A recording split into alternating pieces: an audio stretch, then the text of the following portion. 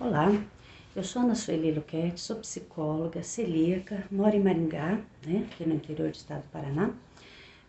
Em 2012 eu fundei o Grupo Celíacos de Maringá e região e desde então eu estou na coordenação e represento também a CELPAR aqui na minha região.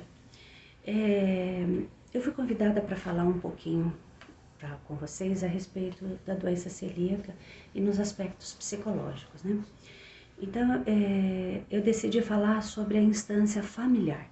Sabemos que o celíaco, ele sofre impacto em três instâncias, né, basicamente. A psíquica, a familiar e a social.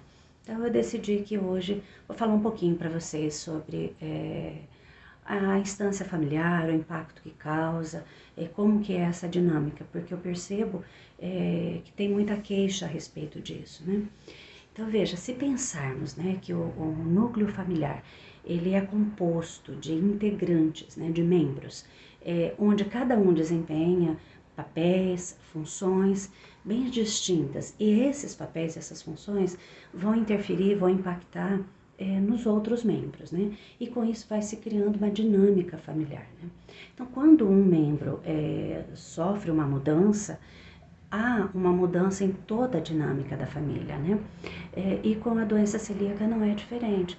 Então, veja, quando um membro, né, recebe o diagnóstico e que leva essa notícia para sua família, essa família entende que vai ter que fazer adaptações ou não, né? Então, independentemente dessa família sofrer adaptações ou não, vai sofrer mudança, vai sofrer impacto no funcionamento dessa família. Veja, se a família adere à dieta isenta de glúten e que decidem que todos vão ficar sem o glúten na casa, né, para se tornar um ambiente seguro para o celíaco, também vai sofrer a mudança, né? Veja, vai contribuir muito para o celíaco, no sentimento de pertencimento àquele grupo, ele vai se sentir acolhido, isso vai contribuir e muito no seu processo de aceitação e adesão do tratamento, da manutenção desse tratamento, né, que é sem o glúten. Só que, em determinados momentos, pode desencadear um sentimento de culpa, por exemplo, numa comemoração social, no orçamento financeiro da família, se sofrer algum impacto, dependendo do conforto financeiro ou não que essa família tenha. Então, nós sabemos que muitos dos produtos industrializados sem glúten têm um preço mais elevado, sim, né? Isso pode gerar algum desconforto para o celíaco, tá? E isso pode levá-lo a, de forma inconsciente, boicotar a sua dieta, né? Para que saia daquela situação do sentimento de culpa que ele possa vir a sentir. Aquela família que resolve e decide, né, criar um ambiente compartilhado, mas que separa os utensílios para o celíaco, né?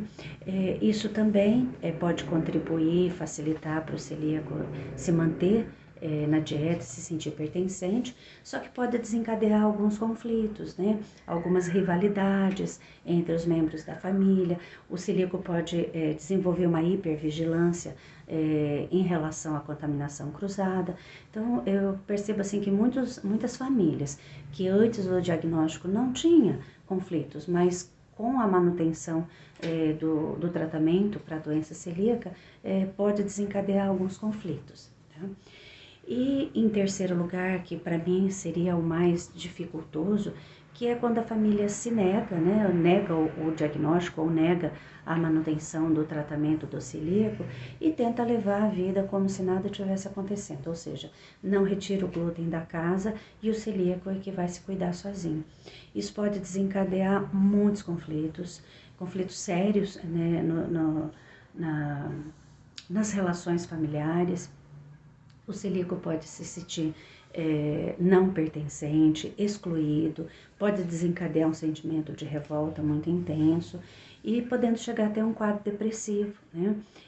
Porque fica muito difícil para ele manter a dieta e ele vai ter recorrentes contaminações, né? Então ele vai se sentir muito sozinho nessa luta, não vai se sentir pertencente. Então eu sempre gosto de fazer uma analogia para que a gente possa pensar a respeito disso. Veja, quando temos um bebê na casa e que esse bebê está se desenvolvendo, é muito comum, é esperado que nós, né, enquanto mães ou membros da família, prepare um ambiente facilitador e acolhedor e protetor para esse bebê. Nós tiramos objetos que ele possa se machucar, nós protegemos os cantos de móveis e de mesa, ou seja, nós construímos um espaço onde aquele bebê vai se sentir seguro e ele possa se desenvolver e ficar bem. Com o diagnóstico da doença celíaca, é mais ou menos isso, é como se a família tivesse que preparar um ambiente facilitador para esse celíaco se sentir seguro e protegido. Mas sabemos que isso é muito difícil, porque no caso do bebê é uma construção, né?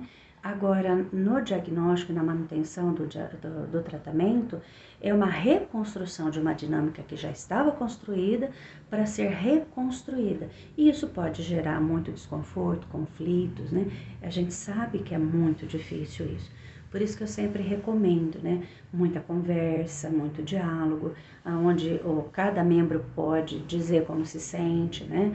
Como que se sente em relação a essa nova dinâmica, essas mudanças que foram proporcionadas para que o celíaco se sinta seguro e bem, né? Então, nós temos que ter em mente que a família é um grande facilitador para a manutenção e para a aceitação do diagnóstico. Mas se não for muito bem elaborada, construída, pode ser um ambiente que vai dificultar e muito a manutenção do tratamento e também, logicamente, que no processo de aceitação. Então, temos que refletir bastante a respeito disso.